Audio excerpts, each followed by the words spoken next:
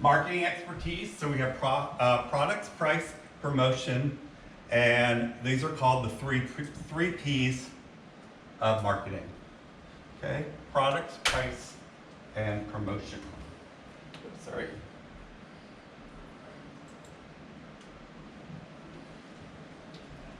Okay, so the product is whatever good we're selling. So let's say it's this, my lovely Amazon carry case.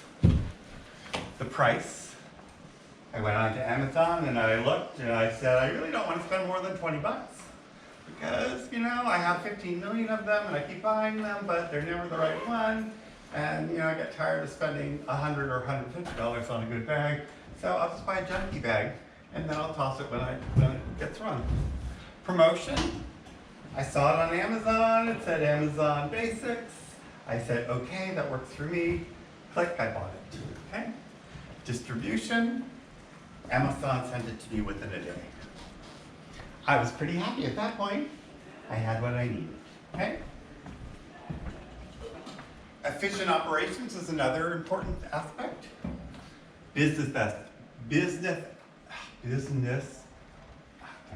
Speak today, ethics, okay? This is something we'll talk about. Ethics are very important, at least I believe they're very important. They're about what the company culture is about, meaning how the company looks at the outside world and views it. Whether or not they see it as a means to garner good things, goodwill, or they see it as just a way to stamp all over it and make a profit, okay? Social responsibility. Do we all know what social responsibility is, okay?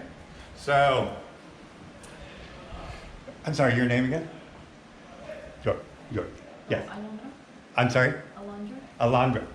You bought a, what are those called? Right, you bought a Hydra. It's part of the reason why you bought a Hydra, so that you could become socially responsible? Or did you just buy it because you liked it? I'm sorry? Because I liked it. You bought it because you liked it, okay? So, Michael, why did you buy your bottle? It was actually gifted to me. It was gifted to you. Yeah. Okay, but you still use it, right? Yeah, to save the planet. Exactly, so he tries to save the planet. I'm not saying that the reason why you bought yours was wrong. Okay, no, don't need to be sorry. But next time, make sure, no, I'm just joking. So, think about this. Whenever you buy, I lost my Hydro and I couldn't okay, tell them all. it's okay. Whenever you buy one of these, it takes 1.5 bottles of water to make this 1 bottle of water. Now, if you refill that, you'll be good. Okay? All right. Okay. Save the turtles. I see. Okay. So that's social responsibility. So up until this point in time, Milton Friedman, I don't know if anybody of you know who he is. He's an economist, or was an economist, I'm not sure if he's still alive. He espoused the theory that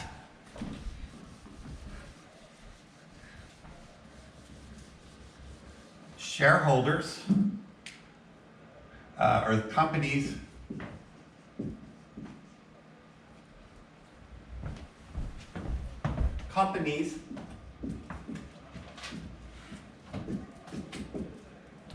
are beholden to their shareholders.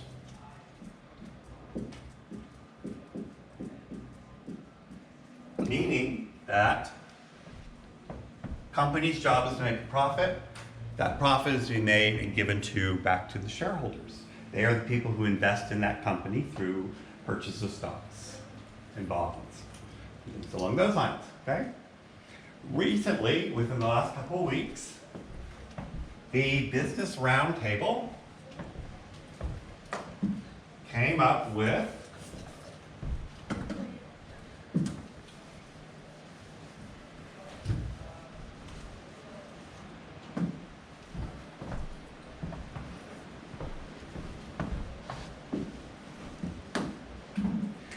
stakeholders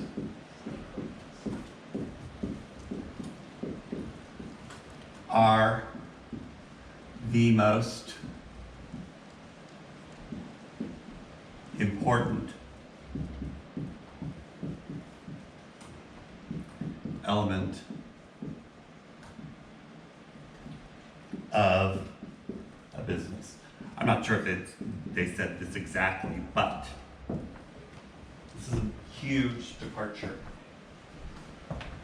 So, unless you purchase stock in a company, didn't matter who you were. Even if you were an employee, the CEO of the company, the board of directors, the only important people were people who own stock in the company. And any profit goes back to those shareholders. This is revolutionary because basically what it's saying is anybody who has a direct or indirect relationship to the company is important. And the reason why this is important and a step forward is, excuse me, I need some water.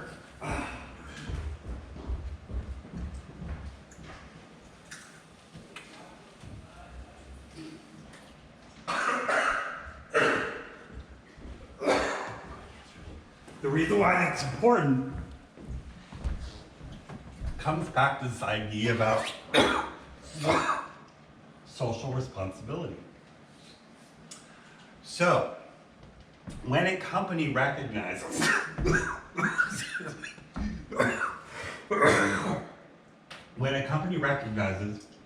that people who are directly or indirectly impacted by the company's operations, they have a say in what that company does or doesn't do. Meaning, let's say you lived on a beautiful beach with the wind sweeping through your hair, and you got to walk with your beautiful golden retriever on the beach every morning and every evening. And you always have this like magical view whenever you sat out on your deck, even when the fog came rolling in or whatever. And one day, this big old corporation decides to drill for oil right in front of your house and obstructs your view. Would you be angry about that? Yes. Okay. Do you think that you should have a say as to whether or not that oil company should be able to do that? Of course you should, okay? So at that point, you become an indirect stakeholder. You don't have a tie to the company, but whatever the company is doing has an effect on you. And so you have or should have the ability to protest, do whatever you need to do in order to try to stop that progress from happening or lack of progress. Are we all clear on what that stakeholder theory is? Okay. So stakeholder